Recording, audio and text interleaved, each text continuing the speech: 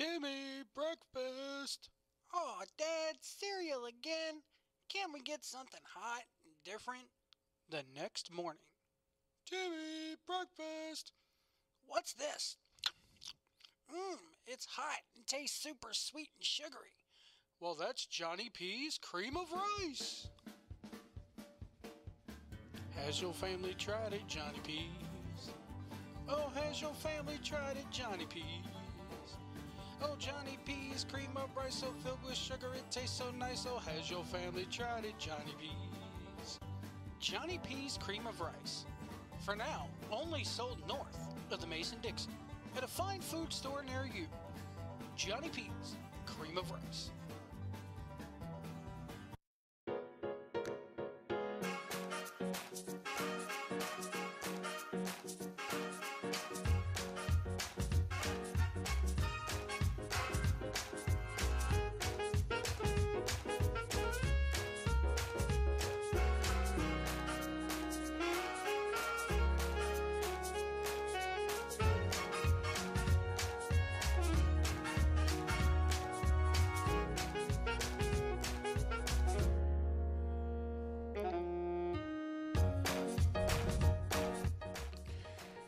And good morning, everybody.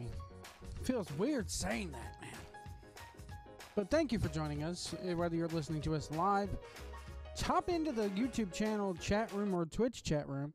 This is, of course, the official, unofficial CWF Mid-Atlantic Worldwide After Show for episode 134, which I'm calling Pop-Up Worldwide. There you go. It was a good episode, I thought. I really can't. I didn't take notes during this episode. The episode's 30 minutes long, so it was just enough for a pop-up episode, which is what they were, was 30 minutes long. Excuse me, I'm going to take a sip of coffee here. I'm still not fully awake here yet. I'll tell you, I started a new job this week. I know I've said that a lot this year. But it hasn't been a good year for me as far as employment goes. But I'm doing customer service for let's put it this way. I do customer service for the largest seller of coffee in the world. I think I guess that would be, the biggest coffee shop chain in the world. Let's put it that way. And I realized that I never actually had, I've been to their stores and I've gotten coffee, but it's always been some frou-frou drink that I get. I admit it, I'm a latte guy. I like lattes, but I've never actually had just a straight up cup of their coffee. So I went to the store this morning and got me some of their K-cups because I figure it's the same thing, and I brewed it, and it's not that bad. But anyway. Pop-Up Worldwide, episode 134, Chet Sterling versus Nick Iggy was the main event. But I'm not going to go over some of the pop-ups that were included in this, but I will say you need to, if you haven't gone back and seen this yet, you need to go back and see it. We open up with the beautiful CL Party. Rule number one, must be obeyed. We got to put over CL Party, as always, doing what she does, as only she can. I got to say, man, I enjoy seeing her, open up the episodes each and every week. It's awesome. But we had Mace Lee taking on the now I can say this, the returning Jesse Adler, because this was Jesse Adler's first match back, and I believe one of the pop-ups even said this was Mace Lee's first match since Mace Maida got exiled. But I thought it was a decent match here with these two. The only thing I will say that I was missing is commentary for this, because at one point Adler was holding the knee and they zoomed in on the knee. And, of course, you know by now that the knee is injured. Thank you, CL. CL Party's in our chat room, folks. If you want to come chat with CL Party, you need to get in the YouTube chat room right now. She's there. Of course, you can also follow us on Twitch as well, twitch.tv/1650PWAM. And I will be taking some of your live Twitter questions if you want to send those in. Tweet them to me at Joe Pillar to Post. The Twitter handle is, again, at Joe Pillar to Post, all one word.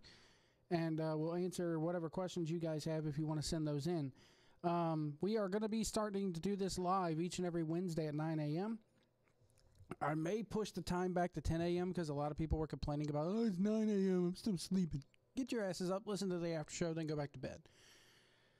But anyway, I thought this match was very good. I was missing the commentary a little bit because they could have sold the knee injury, but then again, the match did take place, and we've seen Adler win the TV title by now, so there's really no need to do that. Because this is a fun-filled episode, and it's not really... Is it canon? I mean, is this episode considered canon in line with the rest of the episodes? I don't know. Andrews has a completely different new gimmick now. Lee Valiant is with Andrews. Adler's TV champ now. Matches are already established for Battlecade, as they mentioned to us here. So I don't know if this would be considered canon or not. CL is supposed to be at work, says Wrestling God. Thank you for getting up and joining us, Wrestling God, here in our chat room as always. I really appreciate it. Hey, listen to us at work if you want to. Just don't let me be responsible for you getting fired, because I can barely pay my own bills. I will not pay yours. Speaking of paying bills, if you'd like to support the show, it's very, very appreciated if you decide to do that. There is donate links down below if you wish to donate to the show. And yeah, I know, anything to make a buck, but we greatly appreciate it. But anyway, this episode, I don't feel like this episode is canon. I felt like this is just a break. But anyway, Jesse Adler ends up winning with the Shooting Star Press. And then I got to mention this here for this. I mean, after the match, it was a very good match. Adler's sitting there, and all of a sudden, You'll Never Leave Harlan Alive hits, and Trevor Lee comes strutting out in his short shorts, his tennis shoes, his Hawaiian shirt, and 10 o'clock, I'll be definitely asleep by then. well, I'll keep it at 9 then. I'll keep it at 9 a.m. Johnny P, John Filipavage, hashtag Johnny P's Cream of Rice, sent out this tweet about 12 hours ago, and it fits. He goes, for those in the CWF Mid-Atlantic community who've been commenting about Trevor Lee's heelish behavior in matches and promos, once is a mistake on the part of Twitter, or once is a mistake on the part of the wrestler. Twice is perhaps a revealing of true character in the face of the promotion's deception. Multiple times is not a mistake or reveal, it's groundwork. Keep that in mind as we move forward. Hashtag storytelling, hashtag CWF WorldWide. Haven't I been the one since... Okay, it's fitting that they aired Chapel Hill matches on this episode of WorldWide, because haven't I been the one that ever since Nick Richards announced that he was going to be cashing in his shot at the title at Chapel Hill, one of the previous Chapel Hill shows, haven't I been the one to say that from then on out Trevor Lee has been heelish? I know I mentioned it. And I was the one at FanCon who brung up the heel. They didn't even want to have that match. Go back and listen to the FanCon interview, or the FanCon Q&A with Stutzy and Grant. Stutzy didn't even want to have that match between Richards and Lee. But I was the one to bring up to them, is that why? Because you didn't want Trevor really going heel. And Stutzy was like, well, we didn't know he was going heel. Trevor pretty much does what he wants to do. But Stutzy specifically said, he goes, that's a good observation. And and go back and listen to it, because the words out of Stutzy's mouth were, that's exactly what happened. And yes, he has toned it back a little ways with the Roy Wilkins feud and all that. But he's, and somebody, I think it was Pete from This Week in Wrestling, goes, well, that's just him being the cocksure champion. To an extent, yes. But as Johnny P pointed out, twice is perhaps a revealing of true character in the face of the promotion's deception, or depiction, excuse me. That right there. And I even tweeted back at him, haven't I been the one to tell you guys this, that a heel turn was coming? Why am I awake? Because you love the after show, Sophia, and we thank you so much for being awake and listening to us. But I've been the one. I have been the one. And I'm not, this is me being cocksure as an after show host. I have been the one that since this summer has said it's coming. He's been a heel.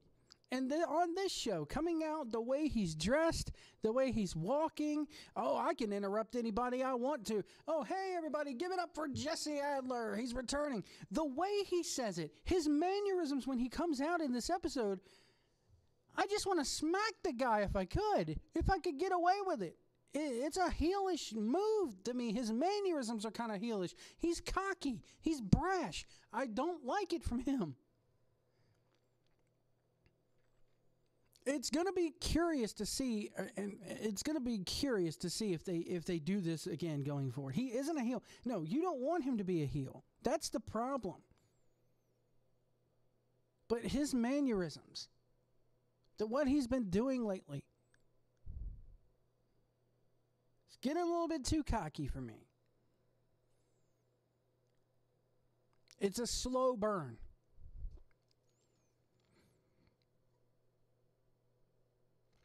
It is a slow burn.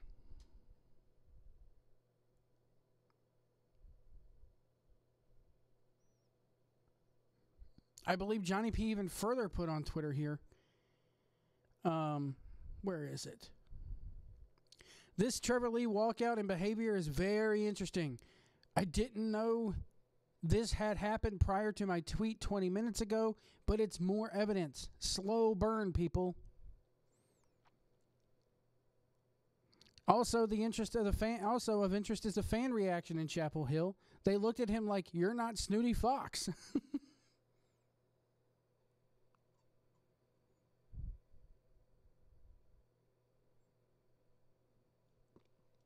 Anyway, Trevor then comes out and puts over the returning Adler.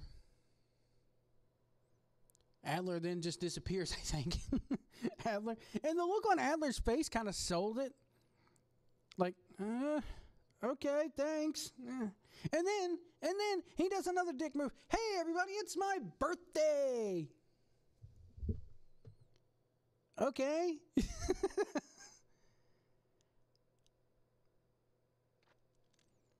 I honestly think, though, you're right. Sophia is kind of right.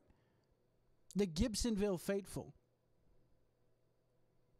loves him. I don't know. Am I classified as a Gibsonville faithful? Because I have been to a hell of a lot of shows this year. I'd like to consider myself a Gibsonville faithful. Hell, I'm coming to more shows than than I could shake a stick at here. It's going to take a lot to turn him in that building. And there's no doubt in my mind that if a Trevor Lee heel turn is coming, it's got to happen in the Sportatorium. It can't happen at Chapel Hill. It can't happen at anywhere else but that Mid-Atlantic Sportatorium. I like Trevor as a person. Trevor has always been cool to me. When I see him at the merch stands, he always takes pictures with my kid. He's a hell of a guy. He's a hell of a worker. Wrestling God, you're absolutely right. I think, it's time for him to lose the belt. Maybe. It's not 1980s anymore. I just can't see Trevor Lee holding this belt. Maybe 2 years. Maybe 2 years. I don't think he loses it to Wilkins. I'll put it to you that way. I don't think he loses it to Wilkins. I think that Trevor Lee shuts up the All-Stars here. But the thing is, I'm curious to see, we are going to get, I firmly believe that we are going to get Trevor Lee versus Chet Sterling down the road. I don't know when it's going to happen. Maybe Absolute Justice next year.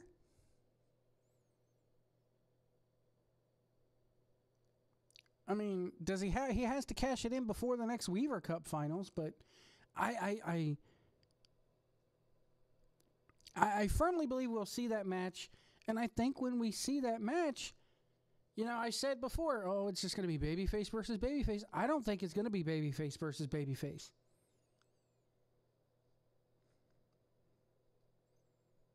The part where I said, it's just going to be a typical passing of the torch match, now that it's going to be. But it is going to be awesome when it happens.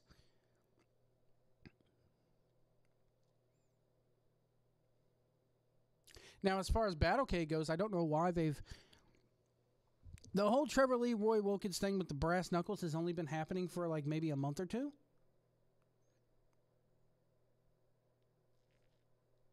But Chet won that damn Weaver Cup in what, July, August?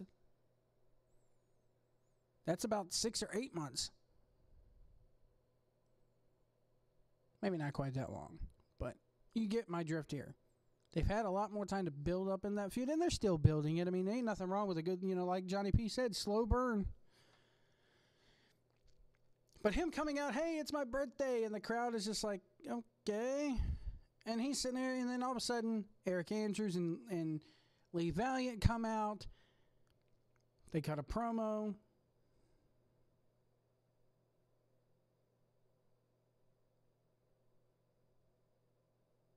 I honestly, I think that, it's going to be a schmoz finish at Battlecade. I think so. The classic ref bump thing, the babyface bloodies the heel, cleans it up.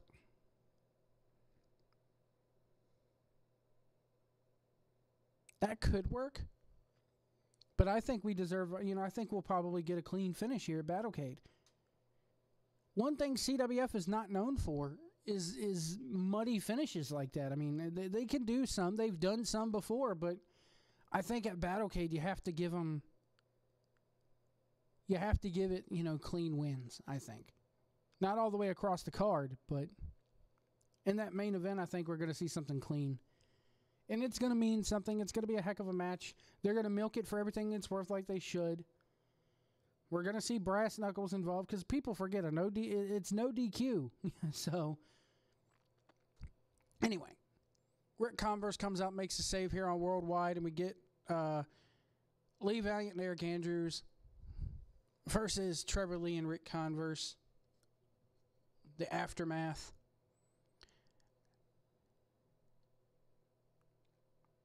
Lee Valiant gets dumped in a trash can. Lee Valiant actually took some crazy-ass bumps. That one bump through the wall, the bump in the trash can. Got some interesting pop-ups here. Saying that Valiant and Converse faced off in the only 1-hour Iron Man match in CWF history.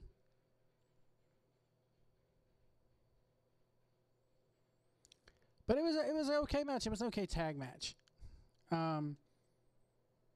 Converse and Trevor Lee pick up the win. It was what it was. Again, I don't know how to rate this. I don't know how to review this because it's not really canon.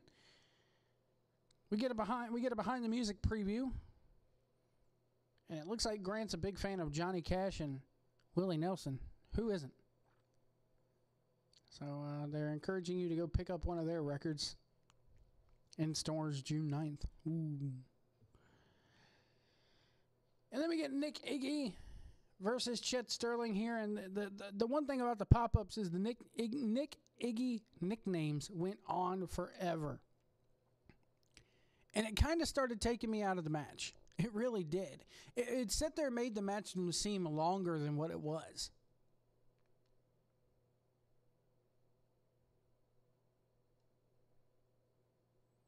I did like Nick Iggy, I did like Nick Iggy scaring that one little kid. That was funny as hell. It was a decent match here. Trevor Lee ends up, Chet Sterling ends up picking up the win in this one. I did like how I'm sitting here halfway through this match going, these pop-ups are kind of distracting from the match. That's why I didn't write anything down.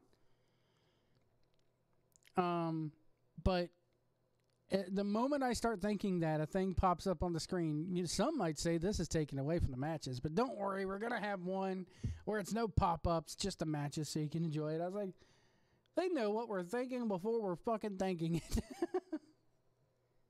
A lot of people did not like this episode. I will say that on Twitter. On Twitter, a lot of people, man. A lot of young people who just don't get the pop-up video thing. A lot of millennials hated this episode. They did not like it in the slightest.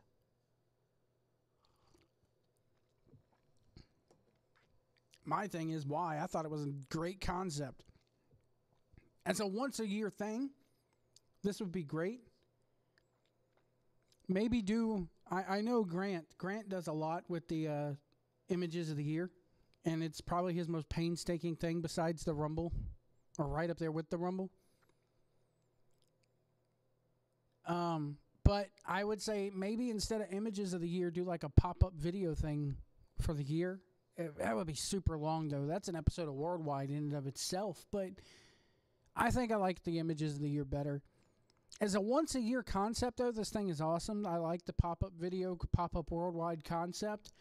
The only problem I had with it, and this is the only problem I had with the concept, is that I don't like the time at which they aired it.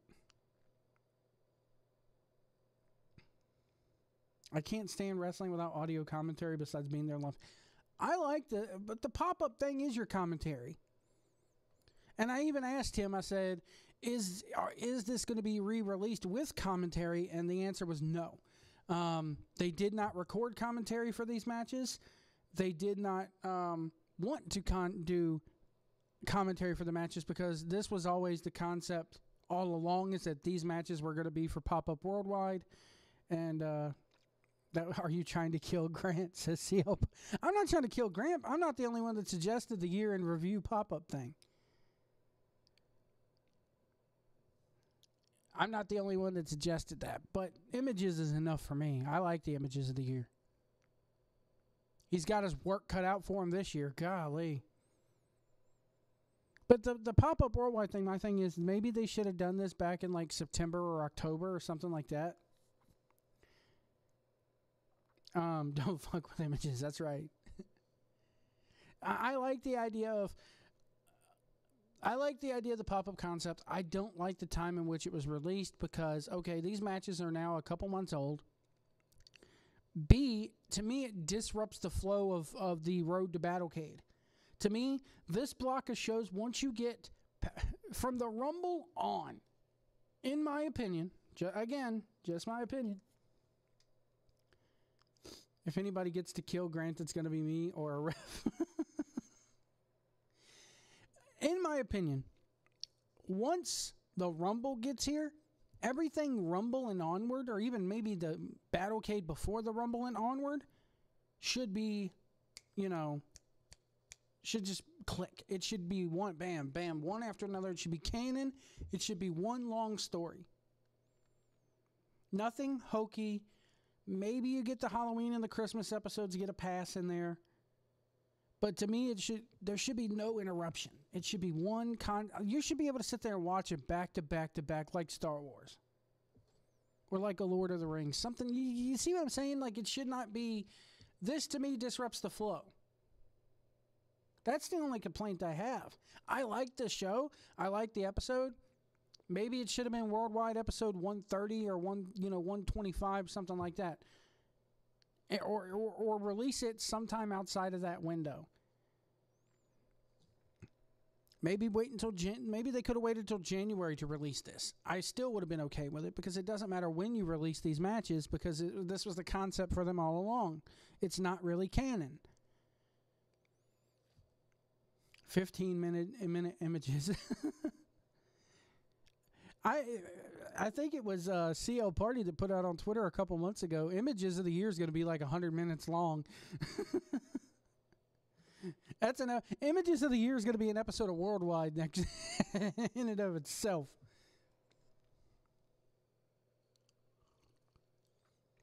It's actually damn good coffee.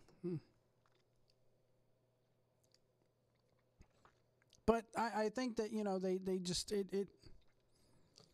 maybe it's because I've already seen the build-up for Battlecade. Maybe it's because the last two episodes of the Worldwide that they shot on December the 2nd, even though one of them is a Christmas episode, it flows tremendously with the lineup and the build to Battlecade. It does.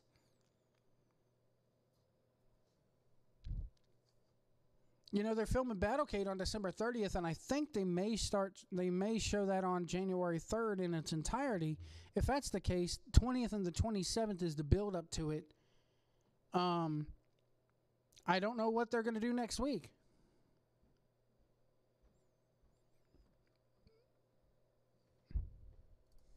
I mean, I have an idea of maybe what they'll do, but they released a match on Modern Vintage this week, which Grant filmed. Darius Lockhart versus Nick Richards versus Kane Justice in a triple threat. I was there live for that one. And I'm surprised that they put that on Modern Vintage.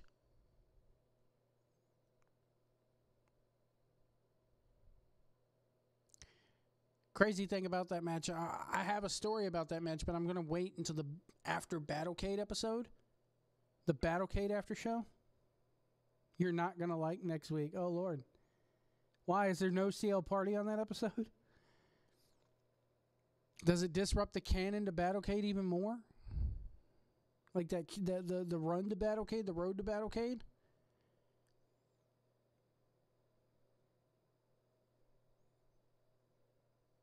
And look, I know they keep it, they got to have something to fill those 2 weeks. I get it.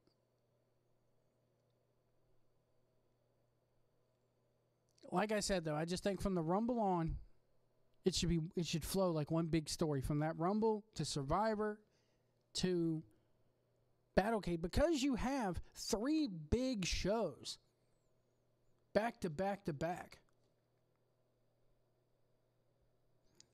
Jason Weissman said, I read a book. It said Trevor should be losing the belt. That's how wrestling works, right? Oh, my God.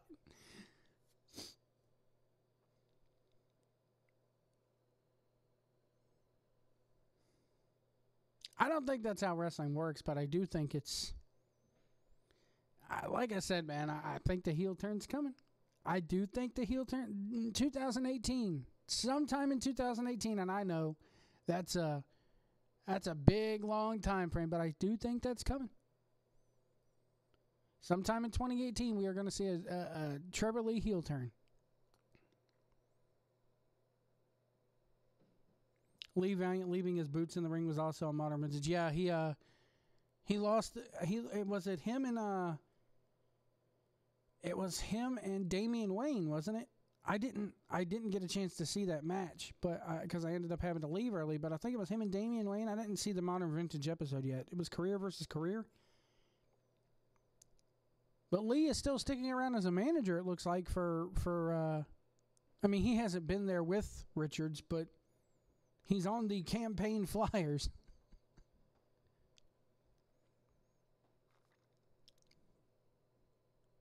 So yeah, Chet Sterling ends up getting the win, and we close out the episode of Worldwide with that. Overall, it was a good episode. I wish it would have aired maybe 2 weeks ago. Would have been better for it.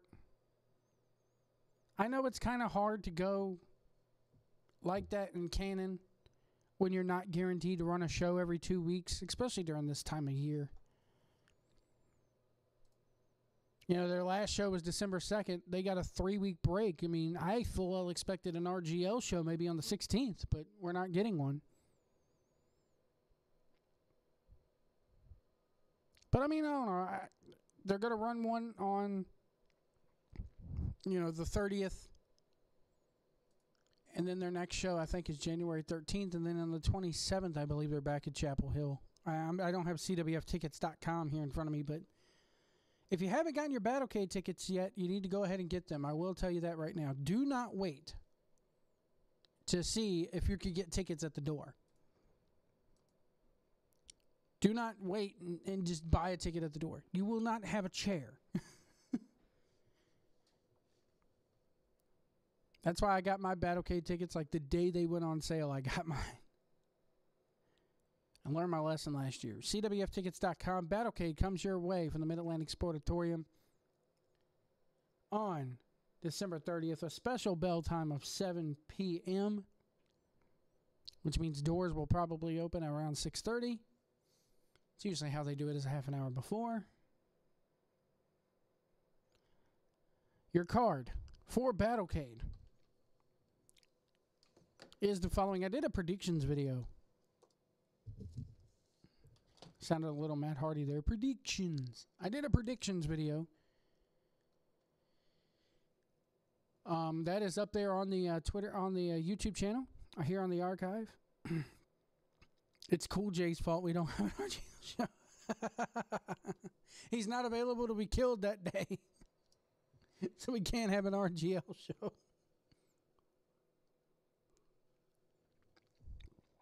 Your card for Battlecade is shaping up as the following. Me revealing this card again does contain spoilers for the next few weeks of WorldWide. So listen at your own risk. CWF Mid-Atlantic title, Roy Wilkins versus Trevor Lee in a first blood match. That's going to be freaking insane, I think. A lot of people debating on whether or not that's going to main event. That belt should main event. It should main event. I hope it does main event. Rick Converse versus C.W. Anderson in an I Quit match for the PWI heavyweight title. A lot of craziness on Twitter this week here about this match. Old buddy John Miller on Twitter thinking that this match ought to main event and that it ought to have blood in it. No. No other match on this card needs to have... I'm sorry. I got to go old school Jim Cornette on you here for a minute, folks. No other match on this card should have blood in it unless it's like hard way. By accident. No other match on this card should have a drop of blood involved. Why? Because it takes away the value of the first blood match. It's the way you win the match. The entire match in the main event is shaped around somebody bleeding.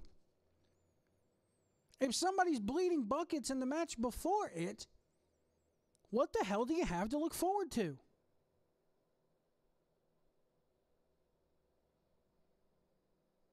It's just simple wrestling 101, guys. Come on. I know it's 2017, and nothing really means anything anymore.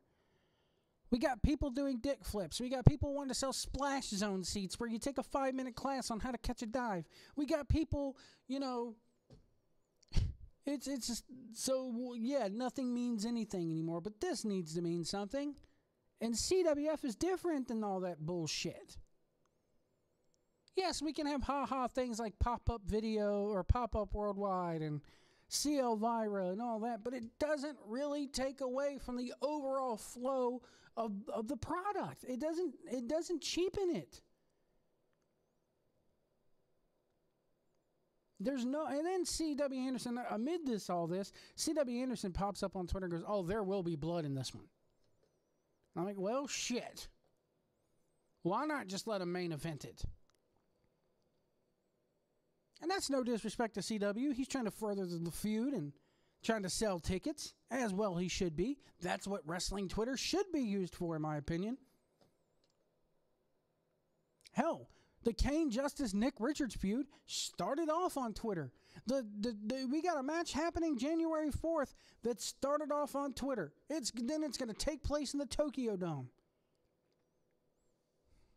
I don't have a problem with that. What I have a problem with is the overall flow of this show, that when you have a title match, a Mid-Atlantic title match, settled around, it's a blood feud. The whole goddamn storyline is you've been walking around busting people open with the brass knucks. If anybody else on this card pulls out brass knuckles except this main event, it ruins it. If anybody else bleeds, it ruins it. It's a first blood match. The first blood and only blood that should be spilled is by the loser of that main event. It's just simple wrestling logic 101, guys. Psychology.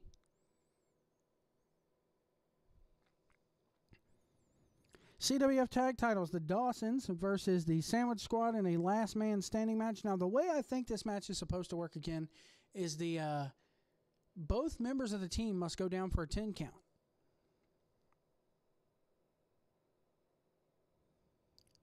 Eric Royal versus Jesse Adler for the CWF tag team or CWF TV title. That's going to be crazy, man. I'm a little bit surprised that they put. Why are you thinking anyone else would bleed? I'm not thinking anybody else would. It's just going off people's reactions on Twitter saying there needs to be blood in the last man's or in the I Quit match, and the I Quit match should be main eventing this card. No, it shouldn't.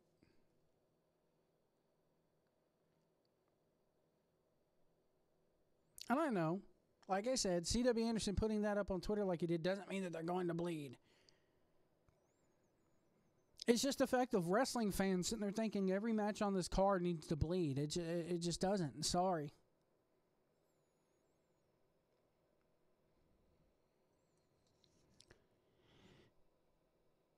I'm a little bit though surprised that they put Eric Royal in the TV title spot. But then again, Royal really didn't have nothing else to do on this card. So they had to put him somewhere. So him versus Adler is a good way for Adler, I think, to step up. Even though I think that, and I even said it on my predictions video, I think Adler's been falling a little bit flat. No disrespect to Adler, it's just the way the crowd's receiving him. It's, oh, you come back after a year and you automatically get this title put on you? What have you done? You know? It's the old what have you done for me lately syndrome. It's just the way it is. So maybe a win over Eric Royal will be enough to get the ball rolling with him.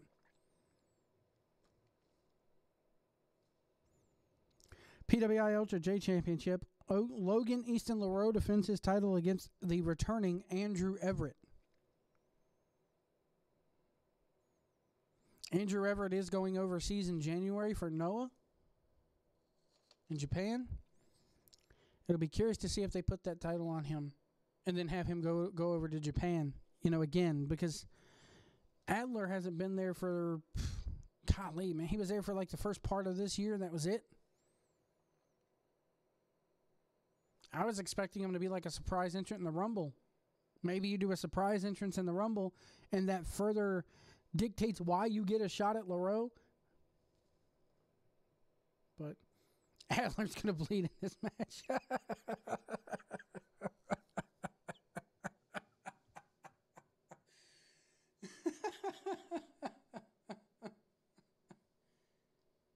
That's fucking great. Now I hope he does. I don't know why that fucking popped me, but it did.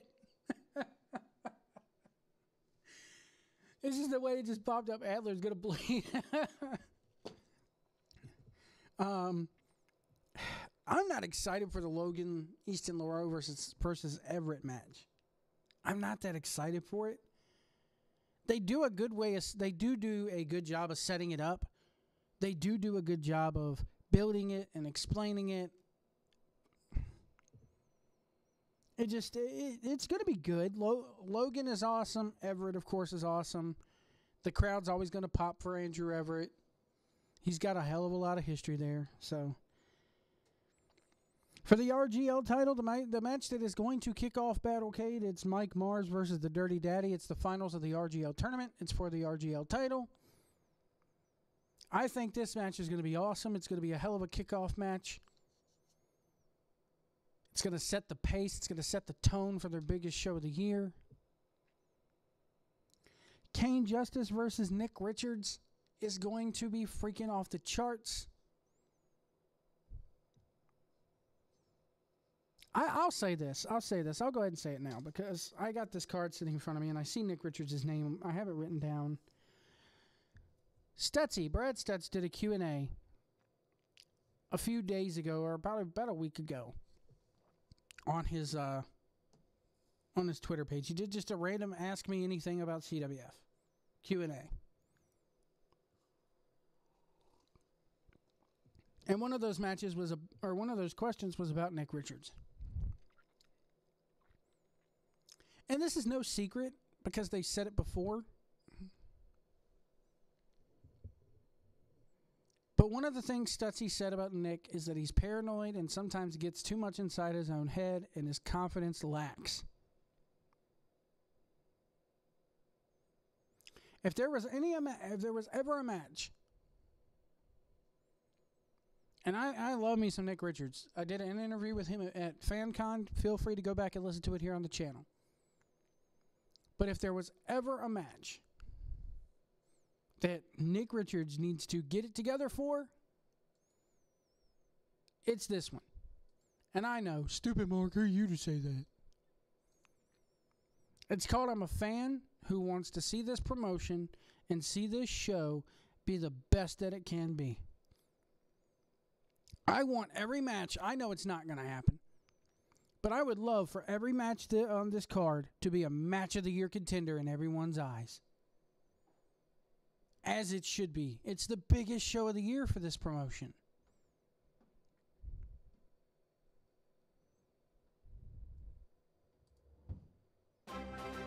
Oh. Well, thank you, Parkour Edits, for subscribing here on YouTube. We very much appreciate that. I hope you're enjoying everything. Got one more here I got to put over. JG Enforcer, thank you also for subscribing here on the YouTube channel. We very much appreciate that. Hit the like button, hit the subscribe button, and everybody share. Share alike. But if there was ever a match where Nick Richards is, again, just Kane needs to, Kane is going to bring it.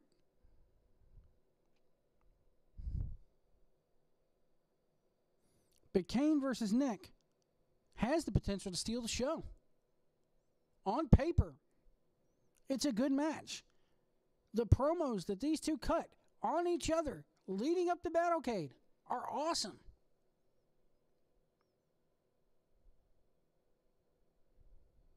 But we'll see.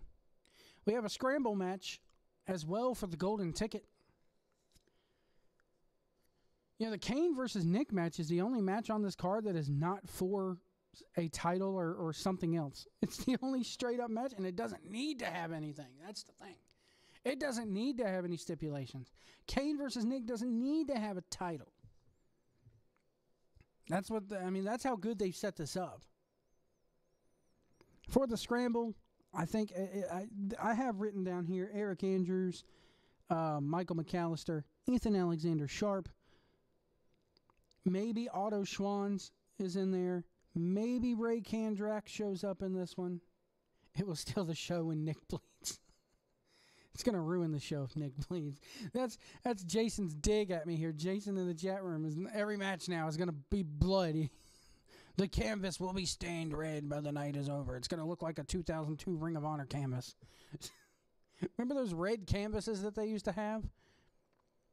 One of them was red with like a little black square in the middle, I think it was, or it may have been reversed. And I think you put Mace Lee in there in the scramble too, as I said. It's just, there's a lot of people you could put in that scramble match. But to me, Eric Andrews, Michael McAllister, and Ethan Alexander Sharp are the three that must be in there. You could play around with the other three a little bit. The stipulation is winner goes home with Grant.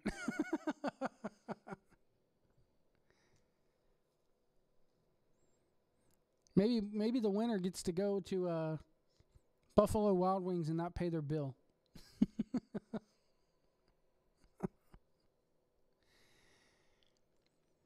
Oh, man. But that's the Battlecade card. You need to get your tickets now, CWFtickets.com. If you need to catch up on Worldwide, folks, if you're listening to us for the first time, thank you so much. Hit that like button.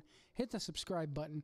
And also go to CWFWorldwide.com. That is the official URL of the YouTube channel for CWF Mid-Atlantic. Stipulation, fan must be bleeding before they leave the building. Oh, God. If that's the case, well, I'm not going to say that. I'm not going to say that. Okay, babe. Anyway. Today is Pearl Harbor Day. 76th anniversary. Look at that. Anyway. Golly, been 76 years since the war began. That's crazy. Getting old. Anyway, folks. I'm going to go ahead and let you guys get back to sleep. Thank you so much for joining me here today. We'll see you next Wednesday at 9 a.m. Be sure to hit that like button, hit the subscribe button. Give us a thumbs up and also share. And I want to give a shout out here to American Lucha Designs. If you're a wrestler and you need merchandise designed, if you're like me and you need a show logo designed, our word is that's coming soon. So if you need merchandise designed, if you need a logo designed, they're the guys that are going to do it for you. There, you can hit them up at American Lucha on Twitter.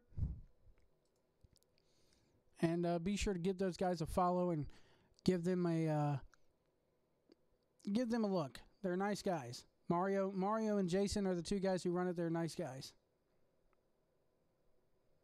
In honor of Pearl Harbor, Wrestling God Stip choke bombed. Oh shit! That's gonna end it for us. We'll see you at the Sportatorium, everybody.